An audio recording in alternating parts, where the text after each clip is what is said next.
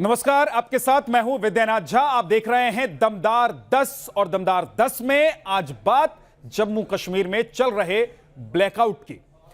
3 दिन बीत जाने के बाद भी जम्मू कश्मीर में बिजली का संकट बरकरार है। 20,000 कर्मचारियों की अनिश्चितकालीन हड़ताल के बाद 20 जिलों में शहर अंधेरे में डूबा हुआ है। प्रचंड ठंड में बिजली पानी की किल्लत से लोग हैरान और परेशान हैं।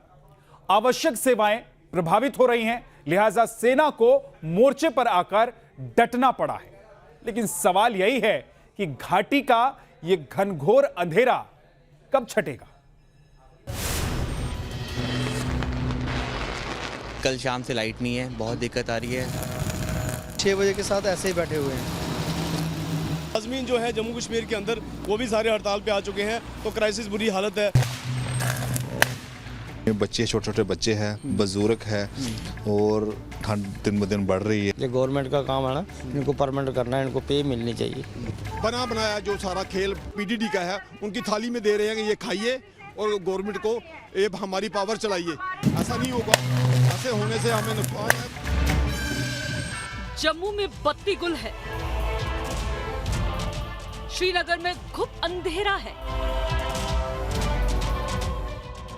पुंछ में पावर क्राइसिस है, राजौरी में बिजली कट से हाहाकार है।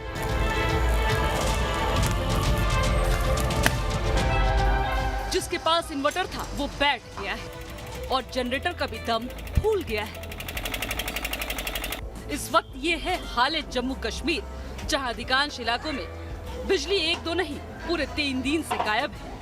बहुत प्रॉब्लम हो रही है। कल शाम से वही है, प्रॉब्लम हो रही है। सामान लाया अभी तक बिका नहीं, शाम को ही ग्राहक निकलता है। अभी तक शाम को 6 बजे के बाद अंधेरा हो जाता है आजकल, अभी कोई भी नहीं है। ऐसे ही बंद करने कि हर चीज़ बिजली पे है। जब तक बिजली नहीं है, पानी नहीं है, खाना नहीं है, पीना नहीं है, हर चीज़ उस पर डिपेंड है। जनता हलकान है, हर आमो खास की जुबान पर बिजली संकट की दास्तान है। हर तरफ त्राहिमाम है, लोग कह रहे हैं अब बस। जम्मू कश्मीर के सभी जिलों में पिछले 3 दिनों से लगातार बिजली जो है वो बंद चल रही है। कारण ये है कि जम्मू कश्मीर में जो यहाँ पर बिजली कर्मचारी हैं वो यहाँ पर अनिश्चित काल की हड़ताल पर चले गए हैं और लगातार अपनी मांगों को लेकर वो यहाँ पर प्रदर्शन कर रहे हैं। आप देख सकते हैं कि किस तरीके से यहाँ पर बिजली कर्मचारियों का हजूम जो है वो यहाँ पर लगा हुआ है। बिजली विभाग के कर्मचारी निजीकरण के विरोध में काम धंधा और दफ्तर छोड़ हड़ताल पर बैठकर नारे लगा रहे हैं। लिहाजा सरहद पर दुश्मनों से लोहा लेने वाली सेना ने पावर ग्रिड स्टेशनों में मोर्चा संभाल लिया है। इस वक्त आप जम्मू के नरवाल पावर ग्रिड की तस्वीरें देख रहे हैं, जहां शनिवार को सेना की 237 इंजीनियर्स कोर्स ने बिजली बहाली का जिम्मा अपने कंधों पर ले लिया। जिस तरीके से बिजली का संकट जो है वो जम्मू कश्मीर में यहाँ पर पैदा हो गया है, उसके बाद अब सरकार ने यहाँ पर सेना की जो इंजीनियरिंग विंग है उसको यहाँ पर जम्मू कश्मीर के अलग अलग ग्रिड स्टेशन पर यहाँ पर तैनात कर दिया है और यहाँ से इंजीनियरिंग विंग जो है वो कोशिश कर रही है कि जो यहाँ पर बिजली कई इलाकों में पूरी तरह से बंद पड़ी है उसको एक बार फिर यहाँ से शुरू कर दे। लेकिन जो बिजली विभाग के कर्मचारी हैं उनसे जो यहाँ पर सरकार की बातचीत हुई है वो यहाँ पर बेनतीजा निकली है और 20,000 ऐसे कर्मचारी हैं जो इस समय पूरी तरह से यहाँ पर स्ट्राइक पर यहाँ पर चल रहे हैं। सेना की जो जवान है वो लगातार यहाँ पर ड्यूटी भी दे रहे हैं, अलग अलग जगह पर पेट्रोलिंग भी कर रहे हैं और लगातार यहाँ पर बिजली को सुचारू रूप से चलाने की कोशिश जो है वो यहाँ पर कर रहे हैं। लेकिन अगर हम फिलहाल जम्मू कश्मीर के अलग अलग हिस्सों की बात करें तो अभी भी बिजली का संकट जो है वो गहराया हुआ है। इसमें कोई शक नहीं कि बिजली का ये संकट भयंकर है। जम्मू कश्मीर के पूरे 20 जिलों में 3 दिन से बिजली घर बंद पड़े हैं। बड़े इंजीनियरों से लेकर छोटे मोटे कर्मचारी तक बिजली विभाग के सभी कर्मचारी हड़ताल पर हैं। सरकार ने सेना को हालात संभालने के लिए बुलाया तो है, मगर हालात सुधरने में अभी थोड़ा वक्त लगेगा। सिर्फ 2 दिन वो स्ट्राइक पे है तो सरकार की क्या हालत है। सरकार अपना काम कर रही है। आर्मी वाले भी हमारे भाई हैं, उन्होंने टेक अप किया, हमने उनको दे दिया कि आप चलाओ, अगर चला सकते हैं तो चलाएं।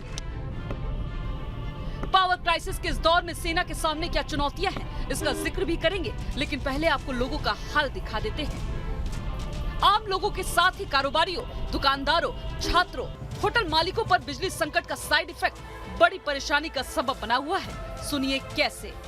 सर ये जल्दी से जल्दी रिजॉल्व होना चाहिए, तो अगर नहीं रिजॉल्व होता तो ये एक क्राइसिस सिचुएशन बनने वाली है, क्योंकि बिजली हर जगह चाहिए, बेसिक नीड है। ये क्राइसिस में कन्वर्ट हो जाएगा, जिसका गवर्नमेंट के पास कोई जवाब, हर बंदा सड़क में आने पे मजबूर हो जाएगा। लाइट से आजकल हर चीज़ कनेक्टिविटी है, फ़ोन हमारे डेड पड़े हैं, ना गीज़र चल रहा है, कुछ खाना बनाने के लिए हम स्टूडेंट हैं, यहाँ पे लाइब्रेरी जा रहे हैं, वहाँ पे भी लाइट्स नहीं है। 3 दिन से पढ़ाई भी हमारी डिस्टर्ब चल रही है, अभी पेपर्स भी जो हैं वो अप्रोच कर रहे हैं। हम तो चाहते हैं ये अर्जेंट बेसिस पे रिजॉल्व होना चाहिए, क्योंकि पूरी लाइफ डिस्टर्ब है, हर एक बंदे की डिस्टर्ब है, स्टूडेंट से लेके बड़े की सबकी डिस्टर्ब है। दरअसल आज के दौर में बिजली हवा और पानी की तरह ही हमारे जीवन की बेसिक जरूरत है। आप खुद सोच कर देखिए, कुछ घंटों का पावर कट आपको कितना परेशान कर देता है। अब सोचिए, अगर कहीं 3 दिन से बिजली नहीं है तो वहाँ क्या हाल होगा। जम्मू के सीमावर्ती गांव में ऐसे ही घुप अंधेरा पसरा हुआ है। यूं तो परेशानियां बेशुमार हैं, लेकिन बिजली ठप होने से सबसे ज्यादा किल्लत पानी की है।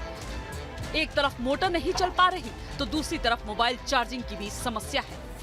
जी कल शाम से लाइट नहीं है, बहुत दिक्कत आ रही है। पीने के लिए पानी नहीं है, बाथरूम में पानी नहीं है, ना बर्तन के लिए पानी है, खाना नहीं बना पा रहे हैं। लाइट तो है नहीं, बट पानी की ज़्यादा दिक्कत आ रही है। ठंड का मौसम है, गर्मी का टाइम होता है तो टाइम चल जाता है। अब गर्मी में बच्चे, छोटे छोटे बच्चे हैं, बुजुर्ग है, और ठंड दिन ब दिन बढ़ रही है। आधे पेशेंटों को घर में ऑक्सीजन लगी हुई है, वो बेचारे इतने दुखी हो गए हैं, और सिलेंडर पर सिलेंडर अभी मतलब देख के ऐसे रोना आ रहा है। मतलब बहुत बुरी कंडीशन है पेशेंट वगैरह की, देख रहा हूँ ऑक्सीजन वाले स्पेशल। घाटी के कई इलाकों में पारा -5 से 7 तक पहुंच चुका है। घरों में नलों का पानी जम चुका है। ऐसे में 2-3 दिन बिजली का ना आना कितना कष्टकारी है, इसका अंदाजा कोई भी बखूबी लगा सकता है।